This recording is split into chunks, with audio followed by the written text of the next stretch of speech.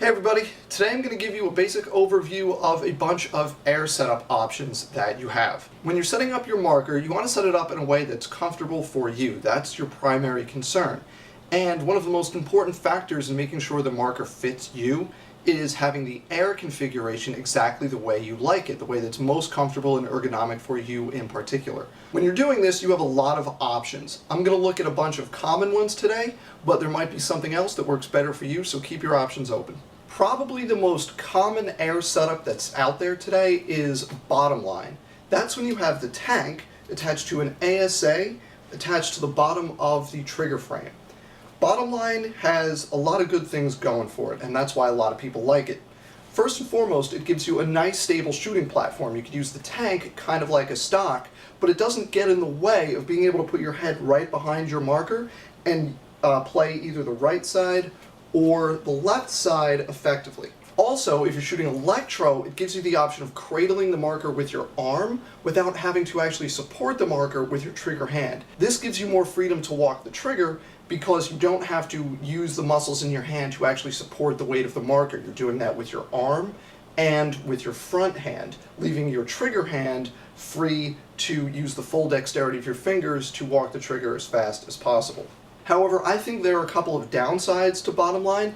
I prefer a much tighter setup, so I don't like having something like this. I'd keep the marker closer if I could.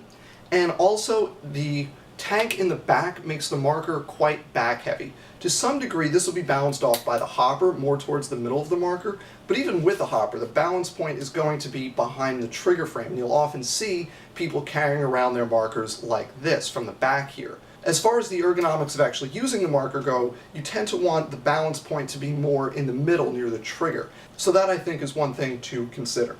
Another fairly common setup is back bottle air. I don't actually have an example of this, but this is a marker of my friend's that I'm fixing up, and this stock, we can just pretend this is an air tank.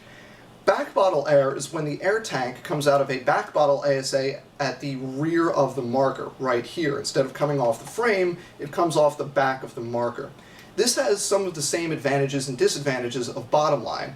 One pro is that it gives you a nice stable shooting platform, kind of like a shoulder stock like this. The tank would occupy roughly the same area, so you have a nice stable platform. But on the downside, not only does this mean you can't play as tight, like I said, I like to play tighter than this, but unlike bottomline, the tank prevents you from getting in there and aiming effectively down the marker. So you have to aim from a much higher point, and it becomes much harder to effectively aim those first couple of shots. You really have to aim by seeing where a shot goes and then adjusting, rather than aiming down the side of the marker as you might with a different configuration.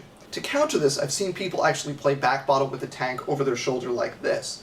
This gives them the advantage of resting the tank on their shoulder so they still have a stable firing platform and being able to aim down the side of the marker much more effectively. But I don't really find that comfortable. To each their own though. If that works for you, then go for it.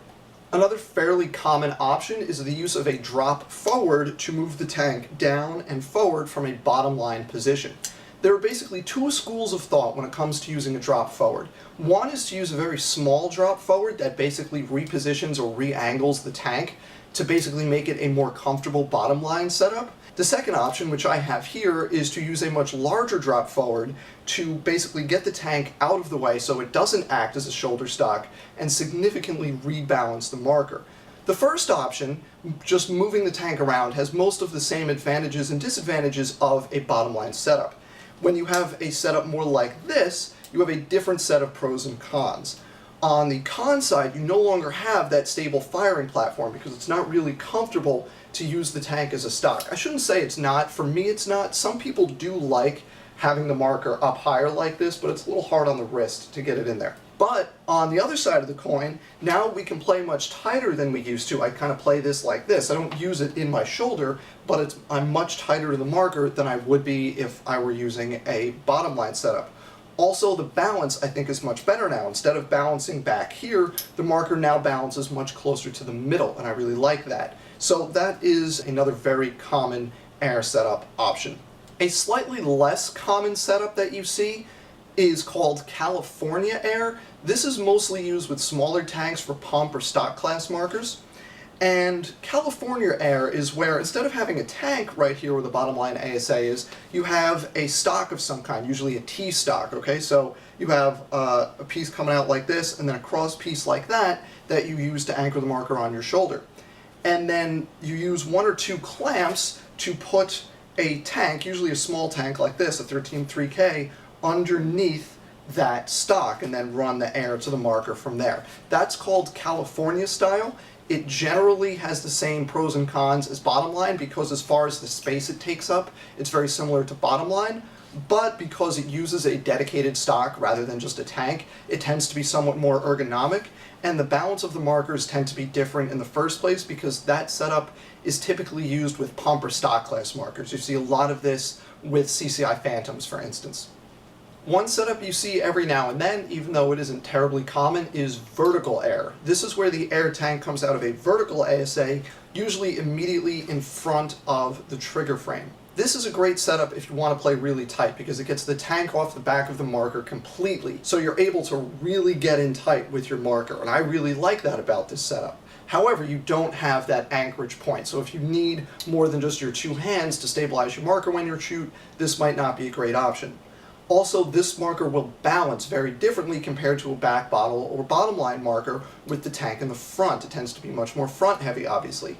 Now, if you were to do this with a larger tank like a 45-45, then that might cause problems for the balance of the marker, making it rather front heavy, especially when you consider a hopper. But with a smaller tank like a 13.3K or a 17.3K, it's really not that big a difference. In fact, if you look at this marker, because of the stainless steel valve that's quite heavy, it still balances to the back a little bit. It's actually right about there as the balance point, and that's a really nice way to balance it, playing like this, or put a short barrel on there and then play a pistol. That's a lot of fun too.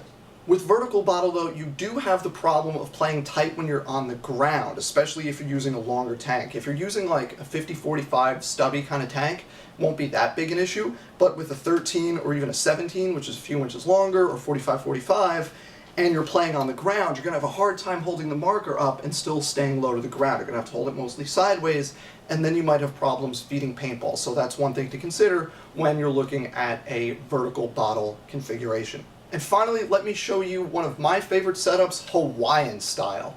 Hawaiian style is basically bottom line with the tank reversed. This was popularized probably about 8 years ago when Special Ops Paintball was really big and they showed their dagger setup. The guy had the A5 with the tank facing the other way, and the point they were making is that when you turn the tank around, you can have a really tight setup, and that's exactly right. As far as balance goes, this setup is very similar to vertical bottle in that the weight of the air tank is in the middle of the marker rather than coming off of the back.